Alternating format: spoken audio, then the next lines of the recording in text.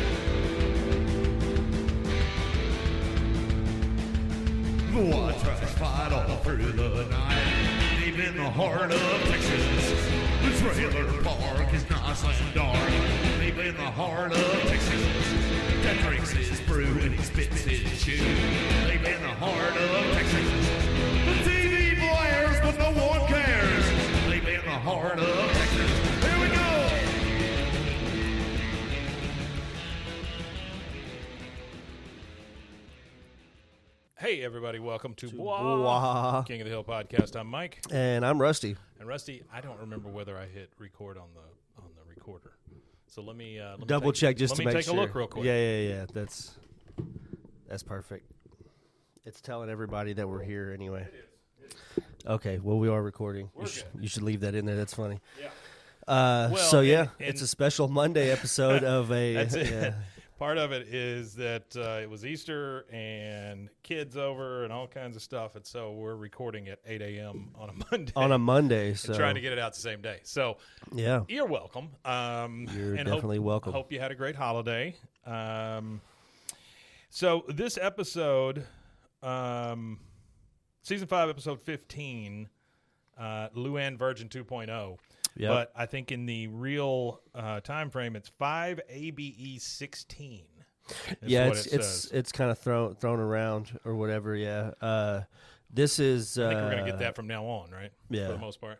This is the 99th episode of King of the Hill. 99. But not only is it the 99th episode of King of the Hill, it is also the 198th episode of Bois, a King of the Hill podcast. Look at us.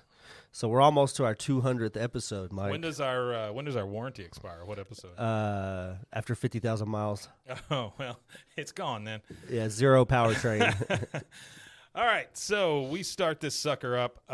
It is Hank looking at pictures, and the first picture you see is him standing in front of the new key machine at the hardware store. At the hardware store, yeah. And I thought, when this first started, I thought, oh, well, that's an old picture, and he's just laughing at himself and how naive he was. No, it's current. He fits so many different personas of people you see out in the real world. So he looks like the guy at the hardware store who would make your keys. Oh, yeah. He's got like a big keychain on his hip with 40 keys on it. Yeah. A giant one. Yeah, there's in this building, there's a guy downstairs. He has a key ring. It's about the size of a hubcap. He's the key holder. Big old keychain. So we're in the PhotoFast, FOTOPHAST. This is Hank, Luanne, and Peggy looking at pictures, and Hank says, "Boy, those pictures from our trip to the new hardware store sure came out great." I got a little fun fact from Artie. He said PhotoFast Artie is a take on Photomat, which was an American retail chain of drive-through kiosks located primarily in shopping center parking lots. I think that's why they spelt it the way they did, so it would be a throwback. It says it was founded in San Diego in the 60s. The first store was Point Loma, California in 1965. At its peak in 1980, there were over 4,000 Photomats throughout the U.S., and he said they were one of the first companies to offer movies for rent on video cassette. Yeah. On December 1979, and They tried to change with the technological advances from kiosks to online digital imaging, and they closed shop September 1st, 2009. So it is. Photomat. I remember 2 of them here in town. One was over in the parking lot where King's Landing is. It was in that parking lot when it was TG&Y and Career Girl and HEB and all that stuff over there. That used to be the HEB right there, right? Yeah. That's on Valley Mills, right across from like Church's Chicken or whatever it is over there. You used to have the little photomat that you drive by and drive through and everything. I think they turned them into water. Basically. I think they turned them into water kiosks. A lot of them got turned into water kiosks, yeah. Then there was one out at the mall when the mall was an actual mall. He also had another before Lunar Golf started. Another bit that I wanted to add. He said that the plot of this episode is similar to I Remember Mono, season 2, episode 14, which is the episode where Peggy lied to her about kissing somebody or whatever like that. So this is kind of in the same vein as that. Peggy was a hussy. Peggy was out there slinging it. Yeah. All right, so boy, do these pictures look great from the hardware store. Luanne says, okay, keep flipping. I finished off the roll with some pictures of my new boyfriend, Zach. And then they pulled down it's a picture of this zonked out dude with red eyes in a little photo. Then they pull the photo down, and there he is standing. He's still got the big red eyes. Yeah. He goes, I'm Zach. Thank you for choosing PhotoFast. Hank says, so we can't blame the red eyes on the flash. What do we owe you? $12.50. Luanne thinking, oh, my boyfriend's got it. She says, no, let me get it. Since Zach and I are dating, I get his employee discount. How much do I owe you? $12.50. It's just wow. And then he looks, she's kind of upset. And then, by the way, she gets all up close to him when she asks him. He goes, no hard feelings, but it's over, Linda. Linda, she said. That's not how my name is pronounced. Linda. They called her. He didn't even call her the right name. Right. And Peggy's like, oh, Luanne, honey, he just broke up with you. Oh, God, no. She runs out of the store. We've seen this from Luanne many times. Yeah, many times. Yeah, she doesn't ever catch a hit. Well, she actually brings up all her old boyfriends here. Yeah, I think she's always the last one. She's always the last one to know something anyway. Yeah. All right, so all 3 are driving home in what seems to be Peggy's car. Luanne is sitting up front and being consoled by Peggy, of all people. Peggy says, "Oh, honey, please don't feel bad. It makes your uncle uncomfortable," which I think is a great joke. Yeah, I do too. Luanne, if Zach had told me he was going to act like such a butt, I never would have slept with him. Oh man, Hank did not like the sound of that. Yeah, no. You what? And then he almost wrecks his car. You never see that. No, I never see that. He says, "Oh no, so that means you're not." She goes, "Uncle Hank, I quit being a virgin the first time I had sex." Well, yeah, that's kind of that's how it works. and then my favorite line of this entire show, she says, "Uncle Hank, I quit being a virgin first time I had sex," and Hank says, "Well, nobody likes a quitter, Luanne." That's fantastic. That's a really, really that good is joke. a good one. Luanne says, Zach liked me, and so did Buckley and Brad's ex-best friend. Well, I think they liked me. I think they liked aspects. I think they liked some of you. You. Mm-hmm. Yeah. Assets, maybe. Yeah. Hank says, Luanne, there's someone who you'll love more, who will love you more if you don't put out. Why don't we swing by his bachelor pad? I mean, he thinks he's so funny when he says this. You know, it's so sneaky. They pull up to Arlen First Methodist, and Reverend Stroop is in there counseling them. And she says, well, you are right. She has sinned, but if young people like Luanne didn't sin, I'd be out of a job. And then she thought that was hilarious. That is a little funny. That's a good joke. Everybody's just stone cold. She goes, seriously, Luanne, there's a way to restore your purity. And, of course, Peggy, being none of her business, she's listening. Stroop goes on and says she can become a born-again virgin. Hank, of course, being the skeptic, how do you pull that one off? Stroop says, it's a religious ceremony we perform. All you have to do is promise not to have sex again until you're married and log 14 hours in our youth abstinence outreach program. Yowup. So, Luanne, are you interested? And she hands her a pamphlet. And Luanne, of course, says, well, I'm willing to try anything once. Well, that's what got you here, Luanne. That's pretty much what got you here. Did you ever have any experience with those abstinence programs? Yeah, but it's always like middle school or something, you know. Well, I don't know. It was kind of abstinence. They really, I don't know. I really didn't get the abstinence vibe from it. Taped your hands up. They did show us a bunch of genitals with warped, very nice, warped figures. Yeah. They looked kind of rough. Yeah. Different various stages of disease. Well, now that's a kink. You can.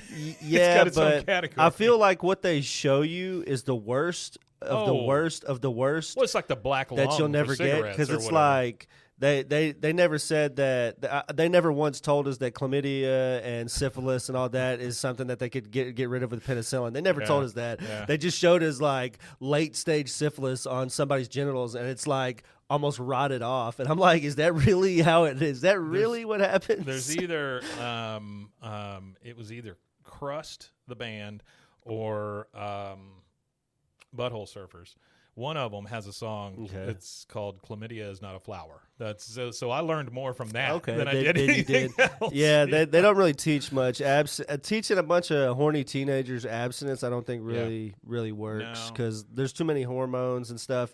All you're gonna do, I feel like telling them don't do it just encourages them to more do it. Because I got tons of abstinence like in our ears, kids in health classes and stuff like that. But yet Texas has some of the highest teen pregnancy rates.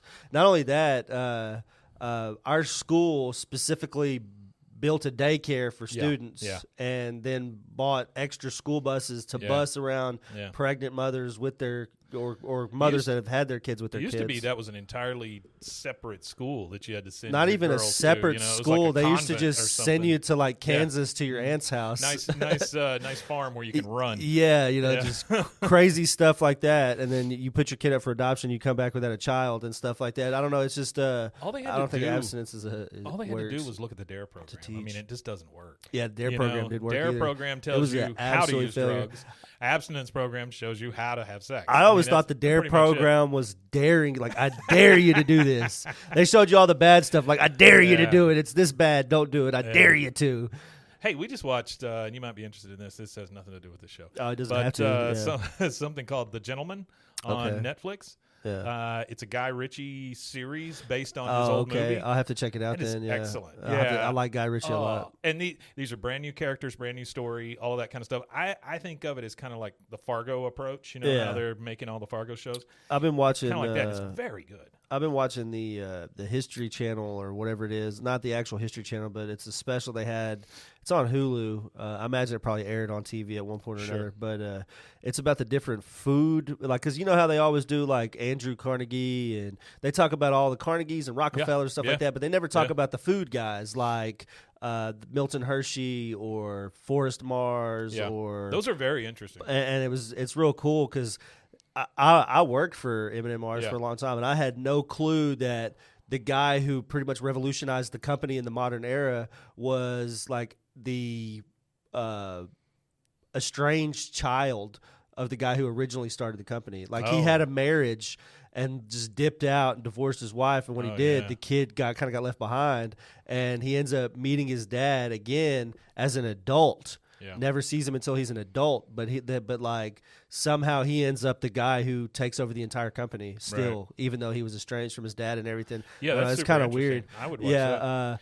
Well, not to go too far into it, but like the son and him end up getting into like a tiff because he wants 30% of the company, and his dad is like no, so he goes to England and goes and starts like candy company over there and started dog food. He started like Pedigree dog food and all that, like from a company he bought in England, and then moved over here. And it was all kind of crazy for the most part. Yeah, and then he started M&M's with the second in command at Hershey's. Oh wow! So the chocolate that used to make M&M's was all from Hershey's during the war. So the war is what started M&M's. Yeah, they'd send up those little things to the soldiers so they wouldn't melt in their hands. Yeah, because they wouldn't melt. One more thing about abstinence, real quick. When I was working out at the technical college, my buddy Casey had some students there creating video games, right? And so they used Unity and they used Blender and stuff like that. We had a guy come in who had bought the abstinence program. So meaning that there was this abstinence program that would I didn't know abstinence was for sale. Go from school to school to school teaching abstinence, right? And so he bought it and he turned it into abstinence from like a bunch of stuff. So smoking, drugs, sex, all of this stuff. Yeah. Teetotalers. And or straight edge or whatever you want to call it, right? That's funny. His big calling card was your big toe. Because you need your big toe to stand, and so this program was going to be your big toe. That's funny. So I did a lot of design work for him with a big toe, and then we had all the kids in his class make games based on different abstinence things. And so this one kid, he created a fishing game where it's like a POV fishing game. You throw it out, and then you hear this dun dun dun dun dun, and a beer bottle's coming after you, and you have to fight it off, right? That's pretty good. And then we had one where the kid built a spaceship, and you're in the spaceship, and you can fly around, all of that stuff, but you're shooting down sexual transmitted diseases. So that's funny. You'd be flying your spaceship and think, okay, chlamydia, and you go pew pew, pew, and just shoot it down. That's funny. I like that. That's ridiculous. I wonder where they're at. I wonder if those games still exist. Oh, I'm sure they do. The guy, last I heard, was managing a Chick-fil-A. Oh, okay. All right, so that's where most people who go to video game design college end up. That's about right. Yeah. He once told us that he was recovering, like he was a blackout drunk kind of thing. Oh yeah. And he used to grab a bottle of vodka and drink about half of it, and then try running across the highway. This is the guy who bought the abstinence program. Oh wow, that's the guy who bought the program. He would just run across the highway. Is that just like like half in a bag? It's just to do it, just to see if he could, or he was a drunk, Oh, okay. and then he told us about his love for the band Aldo Nova. Which Okay. I don't know if you know that or not, Nah, but I don't know that it's band. very old hair metal. All right, so she says, I'm willing to try anything once. Reverend Stroop says, Mr. and Mrs. Hill, are you willing to be Luanne's virginity sponsors? Hank says, sponsor? You mean like what the drunks have? There you go, see? There you go, drunks yeah. have, and they run across the highway. She goes, Mr. Hill, a celibacy sponsor is like an offensive lineman for the virgin quarterback. The other team is going to be coming on so strong, so Luanne needs you to get out there and block, or she may very well get sacked. Hank, of course, understanding this analogy fully, he says, well, that's not in the Bible, but it should be. Yeah. He says he'll do it. Okay, so now we're at what I can only guess is like the rec room of the church, right? And you see a little sign up taped to the wall. It says 2 p.m. secondary virgin class, 3 p.m. choir practice. So there's just a lot of activity. There's a ton of people in there. Yeah, that's a lot of activity. A lot more to have a schedule on the wall. Well, yeah. All right, so we're at the meeting. We're getting cookies and drinks and things like that. There's a lot of people. Reverend Stroop gets up and says, okay, people, who's ready to engage in a frank and open discussion of fornication? And Hank, may I remind you that there's a poster of Jesus behind that ping pong table? She says, oh, of course. Thanks, Hank. There will be ping pong and pasta salad after we finish. Now let's break into male and female discussion groups and share our detailed sexual histories. That sounds wonderful. Wow. Wouldn't you want to be a part of that group? No, not really. One time, that's kind of like what I perceive, not what I perceive. That's kind of what I feel like all those people who get mad about like drag queens reading books to kids, sure. Like they're sitting there reading their sexual histories to them or something. They're just wearing like a dress, you know what I mean? Like, yeah. Well, yesterday was Visibility Day. Visibility Day. I didn't know they were invisible up until now. Yeah, I didn't either. That's a power I wouldn't want to give up. Yeah, not me either. I want to be invisible. Okay, later in a circle of all these people, Hank's got his arms crossed. He looks very, very uncomfortable about what's going on. A guy named Larry is talking. He says, and the only reason I know that is because he's got a name tag that says, hello, my name is Larry. Yeah. We're going to kick things off today by testifying to the number of sexual partners each of us has had. And he goes, I'll start it off. 4. Oh, so close to 5. He goes, Yeah. Anyway, Hank says, what? No, thank you. I'm just here as a sponsor. Larry says, yeah, and as a role model for our emerging virgins, your insights could make the difference between going all the way and going all the way to heaven. Hank says, well, okay, I had my share of girlfriends, but Coach always told me to save it for football, which I did.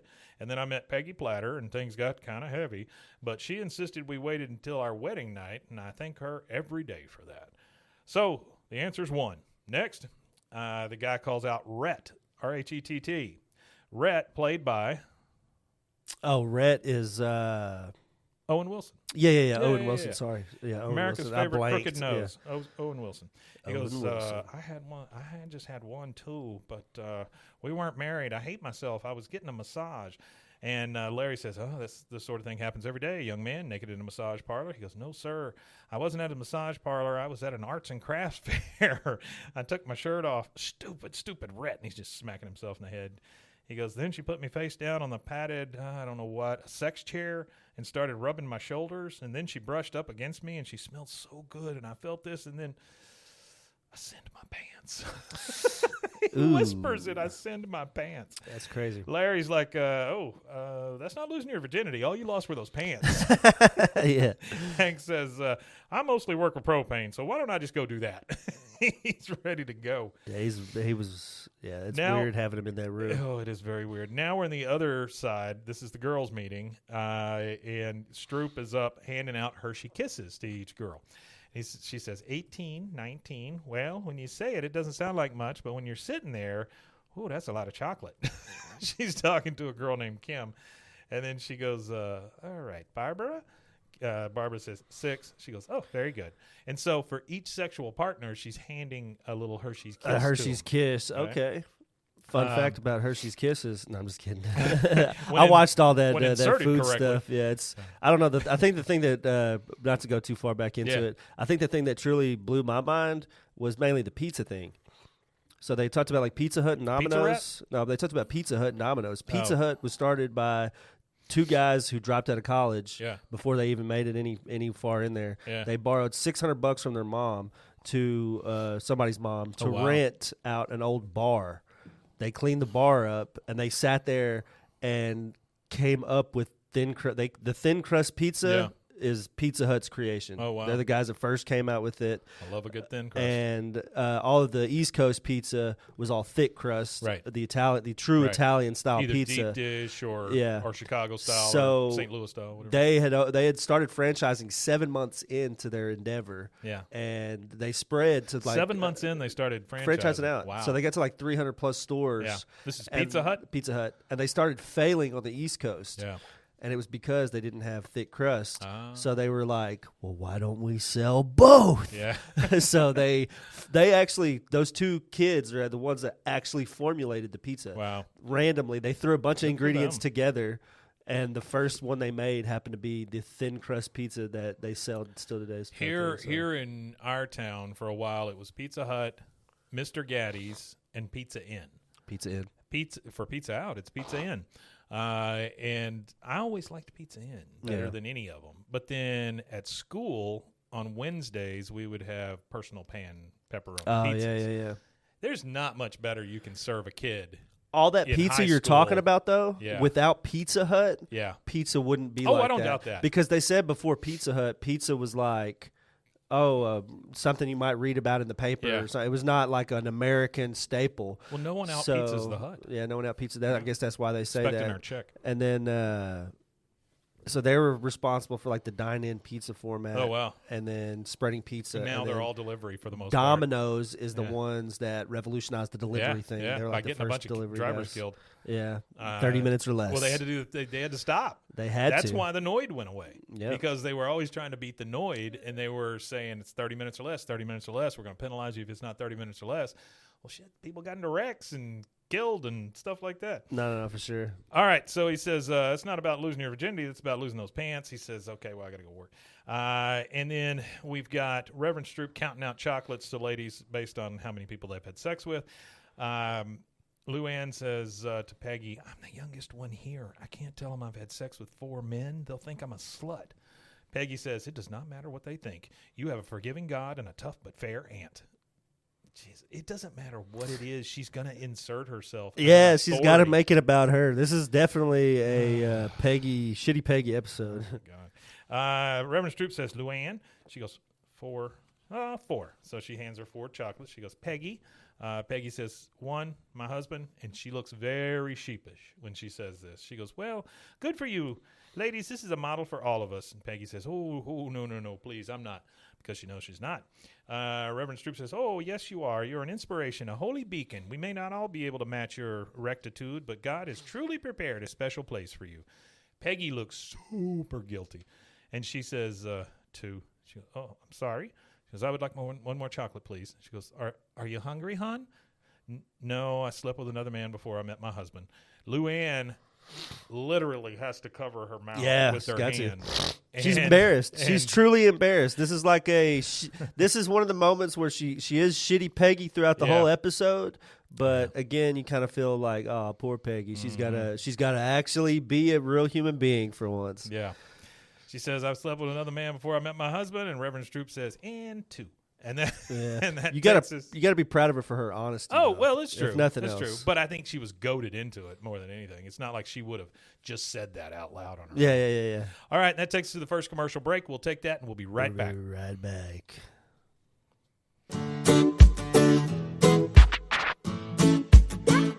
Snack Attack is a podcast about the history of your favorite snacks, candies, and treats. Each 5-minute or less episode features the history of a great snack from around the world. We'll also visit what the status of the snack is today and give you a little knowledge to lord over your friend. Snack Attack is available anywhere you get your podcasts or at roguemedianetwork.com. Let's get snacking!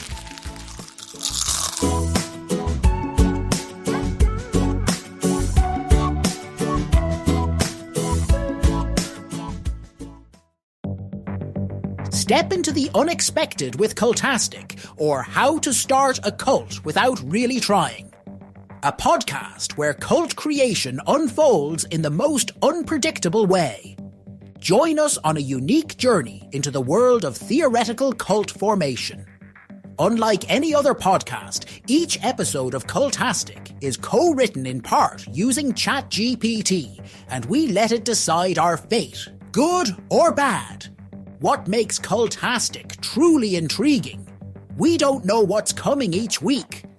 Together with our AI co-author, we'll discover and build this cult, one episode at a time, exploring various aspects of cult dynamics, leadership, and group psychology. Delve into themes of charisma, influence, and the power of group thinking. It's a blend of expert analysis, theoretical exploration, and the unforeseen twists of AI-generated ideas. Remember, Cultastic is an exercise in imagination and education where we weave a narrative one episode and one tenant at a time. Curious about where this journey will take us? Subscribe to Cultastic or How to Start a Cult Without Really Trying on your favorite podcast platform or at roguemedianetwork.com. Let's build this mission to save the people of Earth, week by unpredictable week.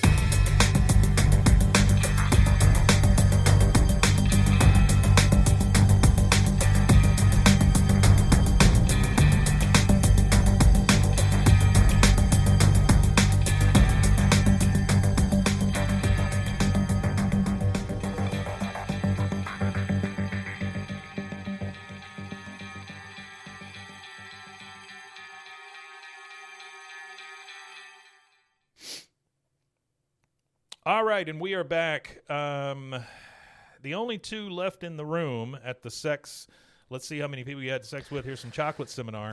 Are Peggy and Luanne. Yeah, Peggy and Luanne. And Peggy says, Luanne, it was my very best male friend, Wayne Trotter. Yeah, she got to explain the way. She got to Peggy explain it now. People always thought we were going steady, but there'd never be anything romantic between us until one day we're at Pier 1. I love the drop of Pier 1. Pier 1, there you go. He set me down in a wicker chair and took my hand. He had beautiful hands. And he said to me, Peggy, I think I might be gay. And this was back when being gay in Texas was not as fun as it is today. She said, we decided that the only way to know for sure was to test him with Peggy Platter. So we went back to Wayne's house, gently pushed aside his decorative throw pillows, and then, oh, yeah. Yeah, I think it's funny that she says what she says about Texas not as fun as it is today. So my best friend's mom, growing up my whole life, like the reason why I never looked at gay people through a weird lens like a lot of some people in Texas do, I wouldn't say a lot of, was because I grew up in it. Like my best friend's mom from I was 7 years old. Yeah. He's been my friend ever since. Mm-hmm. And actually now my kid is I had a kid with his cousin, so my kid is related to his mom and stuff. And So she's gay, my friend's mom, and I remember when we would go to his grandma's house, and she would we would go to church or something like that. She would always introduce my friend's moms as friends, right? Oh, they're just best friends. Right, They're just right. really good friends. Best friends who happen to share. Oh, bless their hearts. They're best Yeah. friends. Who happen to share their genitalia. Yeah. Okay, so she said, Luanne, hearing the story, she goes, "Did you fix him?" He goes, "Oh no, Luanne, he was He was not broken, just gay. Very, very gay." I love behind them how you have these paper sheep with people's names on them. This one's Sandy that we see. It's like a paper cut out of a sheep, and they've glued the cotton balls to it. Hank busts in through the door and he goes, "Are you ladies decent?" Oh, you got chocolate? Boy, am I jealous. So he eats a chocolate out of Luanne's hand while in the background we see Peggy scarfing down one so that Hank doesn't know it's more than one. Now we're at the Lake Arlen. It's baptism time for all these newly found virgins. Newly found virgins. They're going to dunk you in the water and wash off the filth. Reverend Stroop is out in the water. She goes, "Welcome, virgins, soon-to-be virgins, sponsors, and fan of premarital abstinence." She says, "Will the sponsors of Luanne Platter please step forward? Luanne, before God and man, your next breath will be as if it were your first." And Luanne goes down in the water because she gets dunked. She comes back up, and okay, number one, there's some guys in the park playing Frisbee. When Luanne comes up, we pretty much see everything on Luanne. I mean, she is drenched, and so you're seeing the headlights are on, the whole thing. Mm-hmm. And these guys over there playing Frisbee, they're just like, their mouths are agape. A Frisbee hits a guy in the head, all this stuff. Yeah, and well, she's that's what I'm saying. She's a very well-formed woman. That's what I'm saying. I didn't understand everything's kind of showing through the robe. And that's she's what I running didn't get is why she didn't and have underwear on at she did. baptismal. She had underwear on. You could see the underwear. Okay, but through the under there, where there was obvious there's other things there, going on. Yeah. And anyway, she's bouncing and shrieking, "I'm a virgin." Of course, those two guys immediately come over and they're like, "Oh, what's up? I want to play some. I want to play some B. Want to play some B?" And Hank looks over. "She is no longer interested in catching what you're throwing, mister." Puts a robe on Luanne and goes, "Okay, everyone who hasn't had premarital sex gets ice cream." Yeah, and then Peggy, ooh, Peggy's she don't get no ice depressed. cream. Yeah, no ice cream for Peggy. She just kind of goes, "Oh, dear God." All right, now she's at Nancy's kitchen table because who would you ask about premarital sex or fooling your husband? It'd be Nancy, right?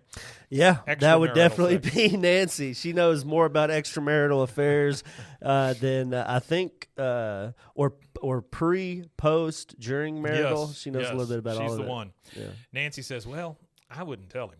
Peggy says, "I just feel so terrible. I cannot sleep. I cannot eat. I've already lost a pound."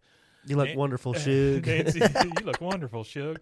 Peggy, of course. Oh, I agree. Normally I would say so with a lot more enthusiasm, but I am under a lot of stress. Okay, Peggy. All right, now we're at Tom Landry Middle School. Luanne is shouting at children as they come out of the school. She's handing out these pamphlets about virginity, right? It's funny that there was a video that went kind of viral, I guess you could say. I saw on Twitter, X, whatever you want to call it. I still call it Twitter. Right. On the Bird app. It was a abstinence group standing outside of a like inner city school. Yeah. And they were handing out like all these Planned Parenthood, abstinence, all kinds of programs, whatever it was. Yeah. And the teachers and principals are right there just like, "Hey, you got to get out of here," snatching it up away from them and stuff like that for handing out paraphernalia at school. That's one place I didn't think you could proselytize your wares. According to what school? Yeah. So Luanne is out there shouting at the kids as they come out, "No sex equals great sex. No sex equals great sex." And then you see Bobby and Connie come out. "Oh, Bobby, I need to talk to you and your peer group about your virginity." She has to look down at the pamphlet to see peer group. And Connie says, "I am not having sex at least until my sophomore year at Harvard." Bobby says, "You heard her. Not until our sophomore year at Harvard." Okay, Bobby, I think you're assuming a lot, number one. Luanne says, "Your virginity is in danger now. You need to sign this abstinence pledge card before you discover how wonderful sex feels." Dooley, of course, is standing there, and he's like, "Keep talking." Dooley. She says, "Okay, in addition to heaven, there are other benefits to this pledge. You get 10% discount on CDs, movies, bowling, and video games, and a free MP3 player if you sign up 10 other virgins." Bobby is excited. He takes that sucker away. Yeah, he's not even worried about the virgin part. He's just trying to he just wants that MP3 10% player. discount that MP3 player. It sounds like, it makes me miss Hastings. Oh. hearing 10% discount on CDs, movies, bowling, and video games. It used to be like the best place in the world for physical media. It was a lot of stuff. Yeah. A lot of stuff. All right, so now we're in bed with Hank and Peggy again. Hank is kind of getting ready for bed. He's hanging up his jeans. He says, we sure got lucky. When we were 18, we were already married. If we'd had to wait any longer, who knows what kind of trouble we'd have gotten into. With each other, of course. Boy, thank God for my free weights and your strong moral fiber. Free weights. So that's how Hank used to deal with sexual frustration, was free pump weights. it out. That's right. Peggy says, my virtue is not the issue, Hank. This is about Luanne. And she seems kind of angry. Yeah, you know, honestly, Hank just seems like the kind of guy who you'd be sitting in a circle and talking or whatever, and he'd be like, I've never masturbated. I think he would be the guy that has never masturbated. And then Dale would be sitting right next to him, and he'd tap him in the nuts real quick. There's some podcast I listened to. I can't remember which one it was.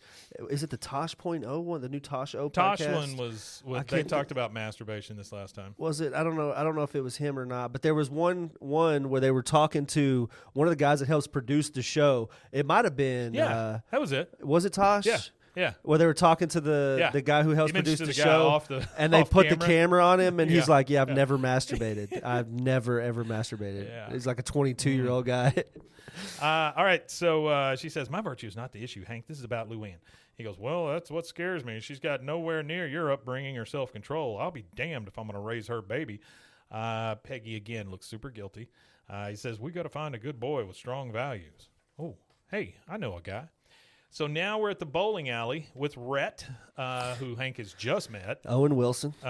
He goes, who I recently read is a horrible father. Really? Yeah, they said that like he actively avoids one of his children, and he's tried to do everything he can to not be a part of its life, paying money, doing all this paperwork just to not be a part of his kid's life. Yeah, it's terrible. He goes and bowls and knocks something down, and Hank says, that's quite a hook you got there, Rhett. Rhett says, I spend a lot of time bowling. I can't imagine a bigger rush than picking up a spare. Hank says, ain't that so, Rhett? This is my niece, Luanne. She loves bowling and self-control. And Luanne's standing there. Yeah. She's got a tank top on with a cross necklace, and everything is kind of accentuated. And Rhett, poor Rhett. Rhett is a 22-year-old virgin who gets a little worked up over things. Yeah. He goes. Yeah, he gets a lot worked up. She says, hi, and he just looks straight at her chest, number one, and he goes, oh, I'm Rhett. He has to wipe his hands off before he reaches out. She goes, oh, I saw you at the Virgin thing. He goes, yeah, I got kicked out for already being one. You want to bowl? It's totally not a sin. She says, okay. I got kicked out for already being a virgin. That's funny. All right, so now we're in the back alley. And Bobby is talking to the guys in the alley. He has something called the Smarts card. And damn it, I printed that out, and now I can't. I guess I didn't bring it. I had exactly what Smarts means. So if you can find that would be cool. Yeah. SMARTS card for abstinence. He's talking to all these guys, and he says, oh, sure, TV and movies might make premarital sex look good, but it's dangerous. He goes, it's caused broken home, broken hearts, depression. Bill says, I'll sign. He doesn't even know what the hell he's signing. I'll sign. Who wants to play miniature golf Friday night? $2 off. Boomhauer has zero interest in this. But when he mentions miniature golf, he goes, yo. Hank says, sorry, but that's the night of the abstinence dance. I promised Luanne I'd help her and Rhett chaperone. Make sure the kids have a good time, but not a great one.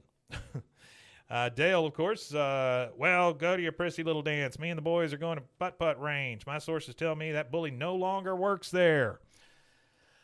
All right, so now we're at the dance. Well, I can't really find much on it. Isn't it just like the virginity pledge? Yeah, it is the virginity like a pledge. card that they sign or it's something? It's a card that Bobby had one of. Let me see. Hang on. I bet I can find this sucker. Because I did put it in the document. This is fun audio for you guys to listen to. Yeah, listen to the sounds. Listens to the sounds of me scrolling through Google. Google. Yeah, it's good stuff. Okay, so shoot, I've got like 19 copies of it. All right, so we're going to pretend like we know what smarts means. Oh, wait a minute. Maybe I Shout out to my brother. He's watching. What's up, brother? Hey, what's up, Rusty's brother? Okay, well, shoot. I thought I had it. I guess I don't. Anyway, if anybody wants to tell us what the smarts card mean, that's great. SMARTS, all periods. Again, Dale says he's going to the putt-putt range because that bully no longer works there. Now we're at the dance. And by the way, this is a swing dance for abstinence. Oh. I wanted to ask, swing dancing was popular again for a very short amount of time.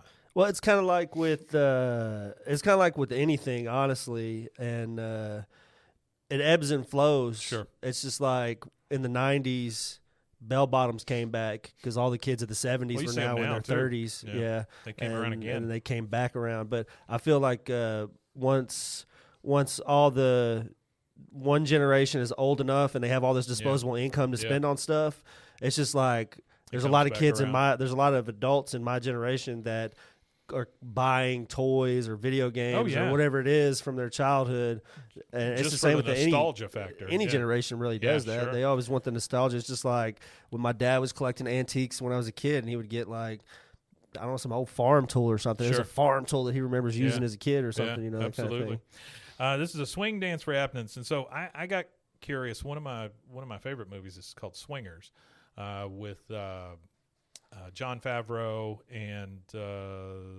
Vince Vaughn. Okay. First movie they made together, had to cobble it together. But it features Big Bad Voodoo Daddy in one of the things playing. That's a hell of a name. Playing swing title. music, right? Yeah. And so they go to this swing club or whatever. So that was 1996. This came out, 2000 or 2001? Yeah.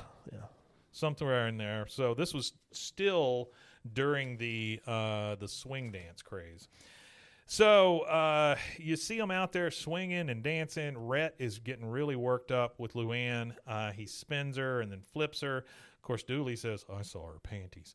And so they're dancing like crazy. On the back wall, we see a couple of posters. One says, don't be a louse, wait for your spouse. And then the other one says, save your urgin, stay a virgin. Is the SMART self-management recovery training? Oh, I don't know. Is that what it is? I don't think so. No, okay. I think this was something very specific to this episode. I think it was very specific. All right, so Red is having a real hard time. She is shaking, swinging, etc. I mean, she is all over the place. She's just having a great time, but I can see how somebody like Rhett would go, oh, dear God, this is amazing. Yeah. She goes, oh, I feel so safe with you, Rhett. My last committed on and off again relationship, everything we did always seemed to lead to sex. And, of course, that doesn't help him any. He smells her hair while they start slow dancing, and he goes, God, Luanne, sounds terrible. She goes, oh, it was. Did you know that the changing table at a Whataburger is strong enough to hold up one person but not two? He goes, oh, I thought people only had sex in beds or the shower. That could work, right? Or is there enough room to lie down? She says, oh, real virgins are so cute. Then we see the swing DJ in a zoot suit, so we know what kind of crowd we're dealing with here.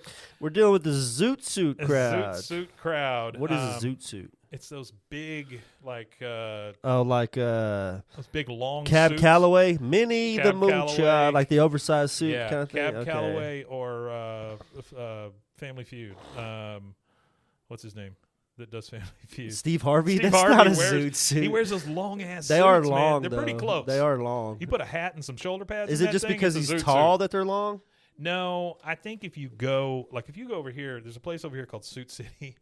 If you go over to Suit City, you'll see a lot of those long ass suits.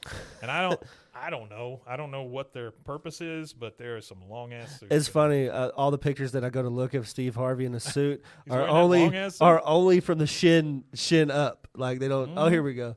Yeah, it's kind of long. I guess so.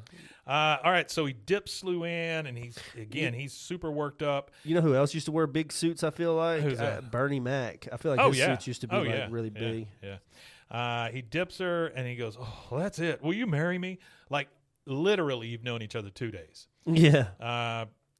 Bobby and Connie are out there swing dancing, and Hank and Peggy are over there watching. She goes, well, look at Bobby. I think he's finally found his sport. And Hank, of course, is, oh, God. Then up comes Rhett and Luanne. Luanne says, oh, my God, Uncle Hank, Aunt Peggy, Rhett asked me to marry him. I said yes. Peggy's like, you what? Hank says, Luanne, you barely know this guy. Luanne says, yeah, but we have so much in common. We're both virgins. In fact, that's how we met. Hank says, yes, I know. I introduced you 2 days ago. She says, and each day has been better than the one before. It's 2 days, lady. It's 2 days. Peggy says, may I give you a little preview of your wedding? Does anyone object? Yes, I do. And who are you? Peggy Hill. It's such a, wow. She did a little play where she was the asker and the answerer. Luanne says, don't you want me to get married? Peggy says, of course I do, honey, but not to Rhett. When we meet the right guy for you, we'll know. When we meet. We will. Yep. Luanne says, I may be a virgin, but I have been around the block a few times, and I know when someone's talking down to me. Peggy says, I am just trying to protect you from your feelings, thoughts, and instincts. She goes, I know that this is difficult for you, Aunt Peggy, but you should be proud of me. I'm going to be the first Platter woman to walk down the aisle of virgin. Hank says, you watch it, young lady. Your aunt and I never. And here it goes. Luanne opens her mouth and says, no, before she met you with Wayne Trotter. And Hank's like, Peggy? Man, it's like a knife in his heart. Peggy, He's like, I thought I was the only one to hit, but somebody else got it quick. He looks over at her, and she's just like, he goes, whoa. And he looks over at her, and she goes, well, it's true. He's gay now, if it makes you feel any better. He goes, whoa, again. She goes, no, of course it doesn't.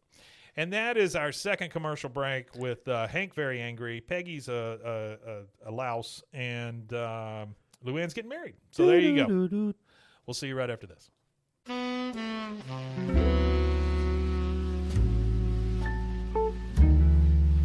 Ned Hillsdale, a hard-drinking, foul-mouthed ex-cop turned private detective in the city of Chicago. He lives dangerously, loves intensely, and drinks harder than anyone.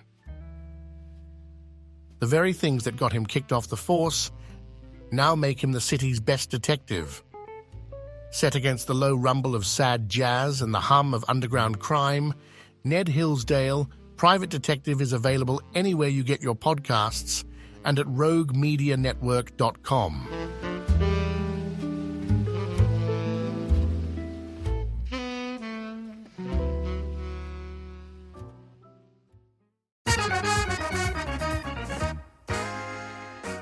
Hey everybody, I'm Tony, and some call me Big T. And I'm Carrie, and we have some exciting news. We have a podcast. Absolutely, it's called My Husband is a Hunka Burning Love. No. And we'll be discussing some different sex positions overweight couples can easily perform, correct? I don't think so. It's called I Married an Idiot. I know, I'm just kidding. We'll try to stay on task, focus. Did you take your Adderall today? Really? You're going to ask me that? Are you insinuating something? Never mind. You may be wondering why we're doing this. We have been together for 36 years. 36 short, long years. Freaking years. But we must be doing something right? Well, we must be. But this is where the fun starts.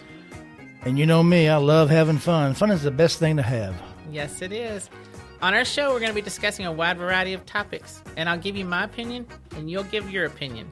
So please, do not embarrass me. I'm not going to embarrass you. I told you 1,000 times, but you also need to learn to get some thicker skin if you're going to be doing this. No. And don't take everything so damn personal. I know, but you get personal. Anyway, it's up to you, not you, Carrie, but the podcastee listeners, the audience, to decide which one of us is the idiot. It's going to be pretty obvious, trust me. Absolutely, totally obvious.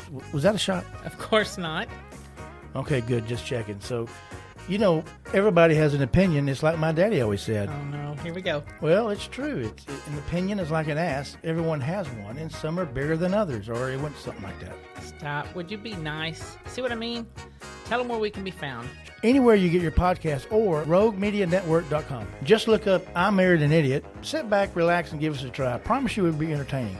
And if you want to contact us, you can shoot us an email. Well, I don't seem to have the email at the moment. This is not good. I don't seem to have that at the moment, but we'll let you know, so stay tuned, and I promise you we'll let you know. Sorry. Really? Well. But yes, eventually we'd love to hear your feedback. You can give us suggestions on what topic to cover, comment on our show or an episode, or just drop us a line to say hello. Just remember, any negative feedback should be directed toward Carrie, and all positive feedback should go to me. Wrong again. Hey, babe, look, we got to go. Let's wrap this up. Okay, just remember to tune in. It's going to be fun, and thanks for giving us a try. Absolutely. Until next time, peace out. God dang. I thought it went pretty good. That went well. Not. Well, I thought it went okay. Why didn't you tell me the email? Do we even have an email? You said you were getting the email. I did not. When did I say that? You're such an idiot. Oh, the hell with it.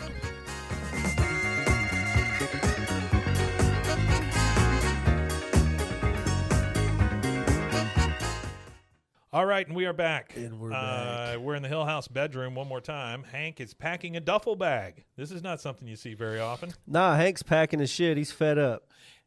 Peggy is standing behind. Well, I feel like a huge weight has been lifted. Don't you, Hank? And she knows. Hank says, you're the one who was always saying we should wait. Well, it's easy to wait on dinner when you've already had a snack, isn't it, Peggy? She goes, oh, I was wrong. And I did not want to make the same mistake twice. He goes, which mistake is that? Sleeping with him, not sleeping with me, or lying about it for 20 years? I want to be mad at you for the right reason. And then he puts on a blue baseball hat. I've never seen Hank in a blue baseball hat. That's his I'm leaving hat. I guess. She said, when Hank's had enough, that's when he puts the ball on the blue cap. Yeah. Peggy goes, well, you never told me about your wild escapades when you worked at Jeans West, and this is a wonderful story. Hank says, I told you about the time I put on the gigantic pair of khakis and pretended I was tiny. I was very upfront about that. Whatever that means. Peggy says, Hank, I cannot change the past. I can only try to convince you that you are overreacting to it. Right now, we have to stop. I can only try to convince you that you're overreacting to it. Even when she says shit like that, she's still talking down to people. Yeah. She goes, right now we have to stop Luanne before she ruins her life.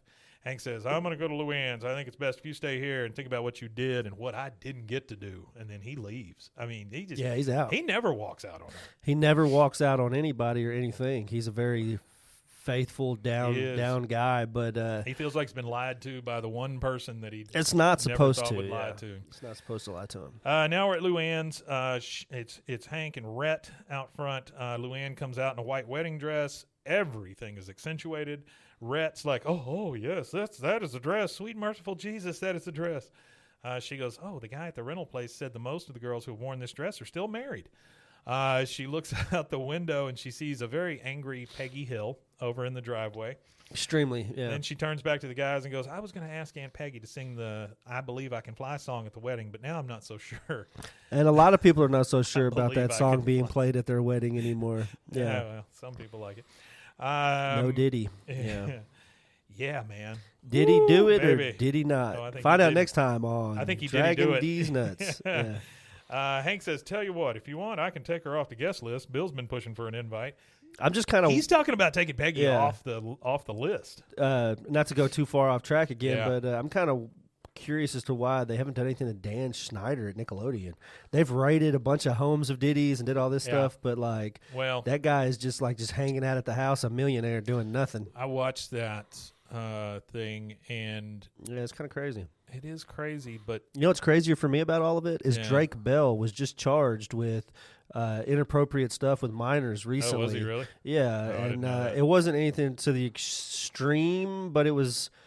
It was. I mean, anything you do with kids is wrong. I guess you do. But what you know. yeah, that's what I thought was weird that they had him telling his story, even though his story is worth telling. I just still didn't understand. Yeah. A lot of the sympathy behind it, because I feel bad for the kid that went through the experience, but the adult that put somebody else through a uncomfortable experience, I don't feel anything for. Well, even Keenan on Saturday Night Live, he released a statement saying how bad he felt for everybody that was involved, but he didn't know or whatever. Yeah, he wasn't a part of it. Melissa Joan Hart too. She came out with a little statement saying that she had just a little video saying I've watched the documentary. I believe it. It's 100% true, but it's not my experience with Nickelodeon. There was two studios, too, which a lot of people don't know. Nickelodeon was separated. They had the Orlando studio, and then they had obviously the Hollywood studio. The one on Hollywood and Vine. Hollywood and Vine, or wherever it's at. Mm-hmm. And Melissa Joan Hart and her show, Clarissa Explains It All, was done in Orlando. And a couple of shows were done in Orlando. And if you think about the people that are coming out, a lot of those people are pre-Dan Snyder. Yeah. A lot of the people that are saying nothing happened to me, I don't know, this isn't my experience, were there before him, or they were on shows not attached to him. I didn't realize Dan Snyder was who he was. I remember him from Head of the Class. He was in Head of the Class. Well, he was, I don't know, as terrible as a human being he is, There's a lot of shows that he had a part Oh, of. he did a ton of stuff. Yeah.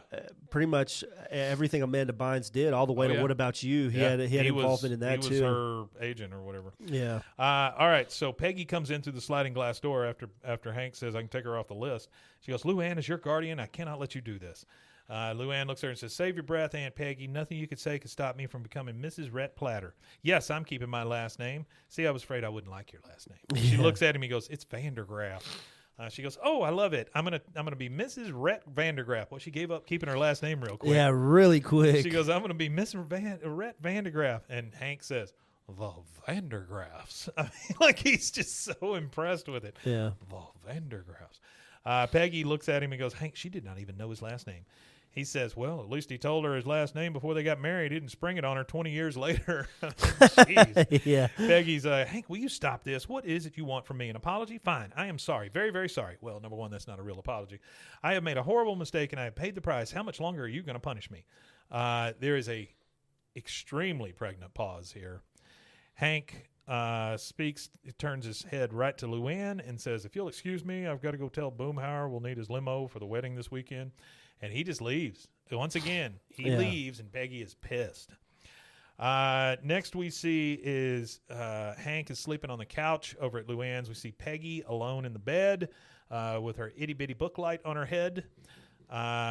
She gets up, and she looks out the window, and she sees Luanne crawling out of the bathroom window. Yeah.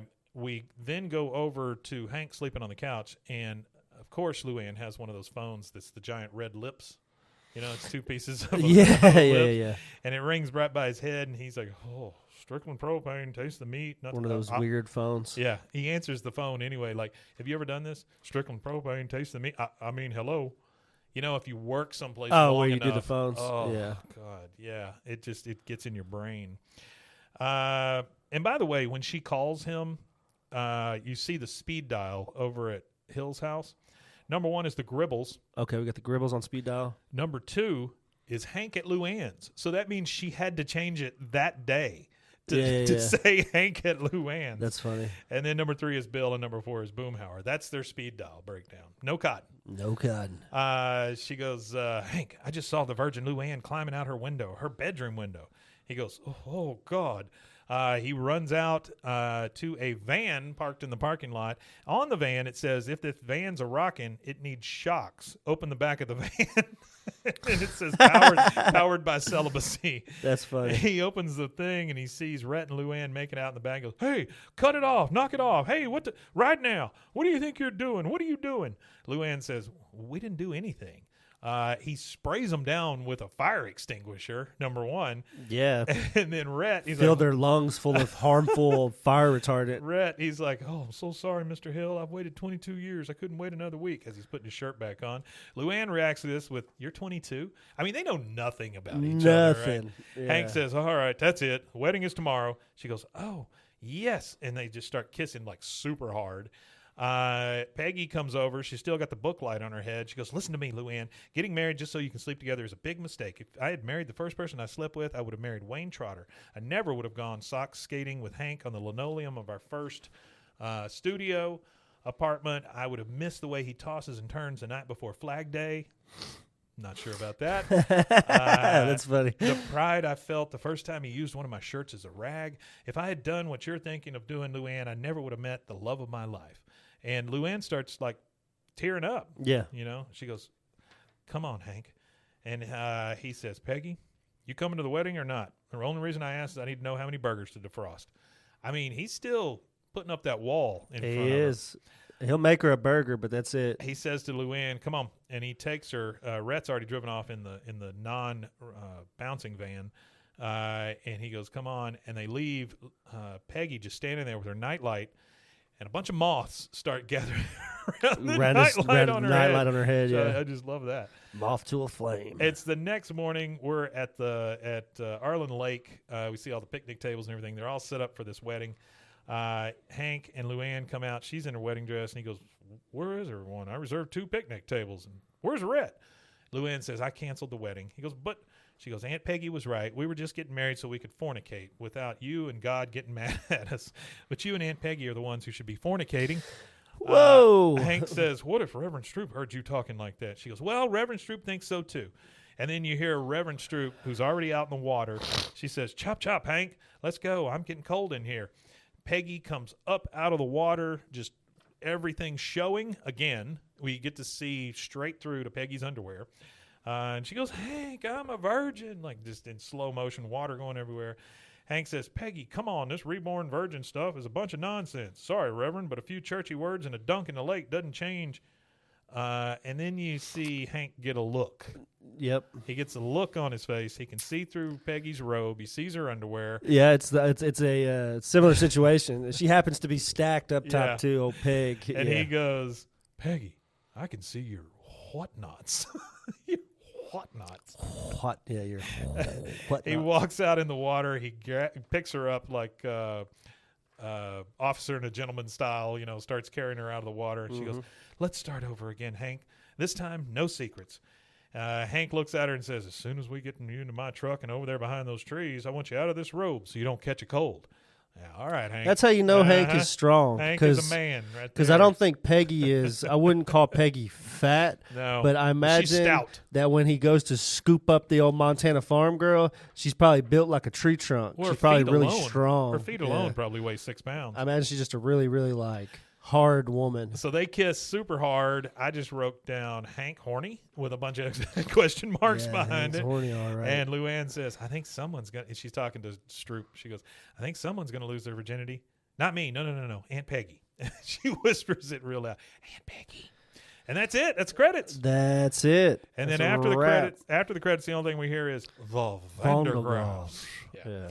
And that's it. That is season 5, episode 15, or 5 ABE 16, according to how you hold the map. Yep. Wherever you want to hold it at. And that is it. Yep. Episode 198. I want to thank you guys, number one, for being here. 198, by the way. We got 2 more until 200. Want to also remind you, please go check out the Patreon. It's Patreon, BWAAAKOTH. It's a little $3 thing there. If you can help us out, we'd really appreciate it. And then, eventually, we'll come up with some content for you guys on there. And then also, I want to remind everybody that on Spotify, you can now watch the video of this rather than just the audio. Instead of just the audio. Everywhere else, it'll be audio, with the exception of YouTube. That'll be video as well. So you want to tell them where they can find us? Yeah, you can find us at BWAAAKOTH.com, or you can go over to RogueMediaNetwork.com/BWAAAKOTH. And that'll about do it.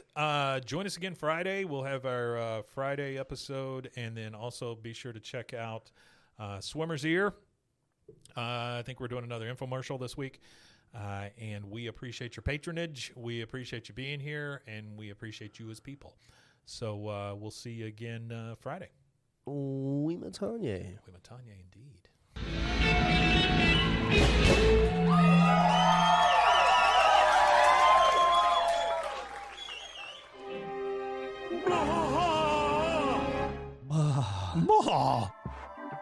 This has been a Rogue Media Network production.